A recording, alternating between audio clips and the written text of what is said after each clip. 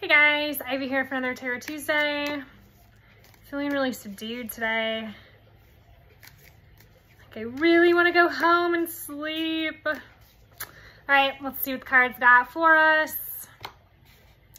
Two of Swords, interesting. We had that card not too long ago. Eight of Swords, Five of Cups. Okay, well, this certainly paints a picture, doesn't it? All right, so I believe we pulled this card a couple weeks ago in a different deck. Try and get this as close as I can. This is a mole.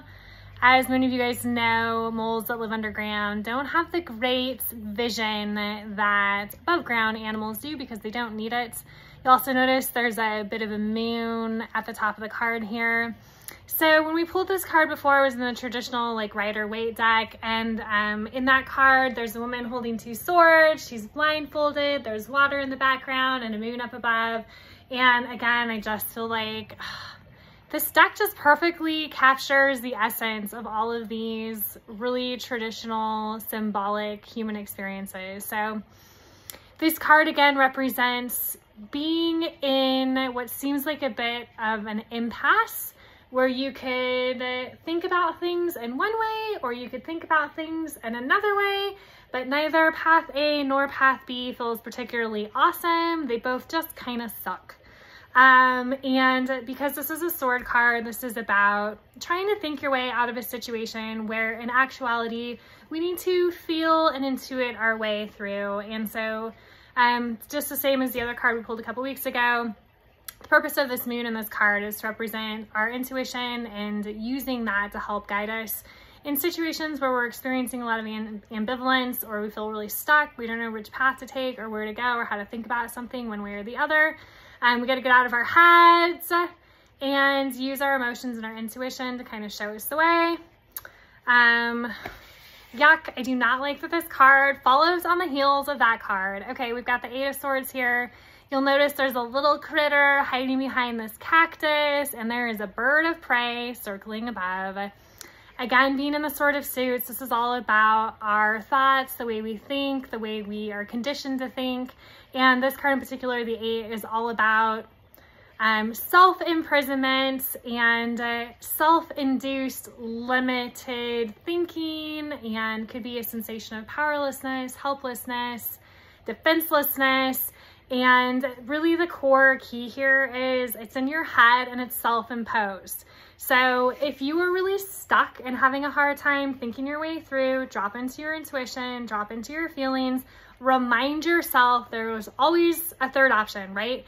Just like this card, there's not just two options, even though this is a two card. The third option is actually the option that you want, the option of intuition.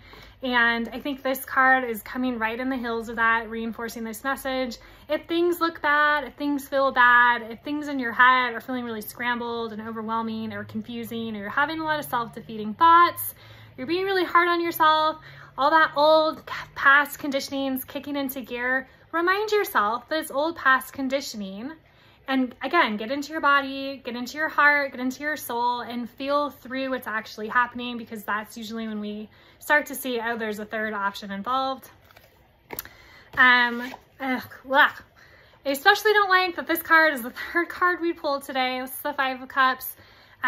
This card is about experiencing despair, grief, loss, and being like so overcome with those feelings that we fail to see that there is still some good left in the world. And the way that this illustrator chose to illustrate that in this card is by having a tree stump.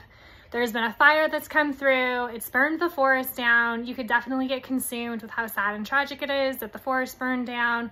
Or you could kind of try and acknowledge that, yep, that's what happens in life. Sometimes your forest burns down. Yes, it is really sad. Again, you guys know I hate spiritual bypassing. I hate toxic positivity. If you feel sad and you're grieving, then feel sad and grieve. And also, in addition to that, we can also simultaneously hold the benefit and the bright side of, hey, now there's this tree stump, nobody's living in it. What a great home that might be. In traditional tarot, The image that's usually on this card is a woman like hanging her head down. There's 3 glasses of spilled wine in front of her. She's really, really sad about it. She's so sad, in fact, that she fails to see behind her are 2 perfectly intact glasses of wine. And this is sort of the traditional don't cry over spilt milk card.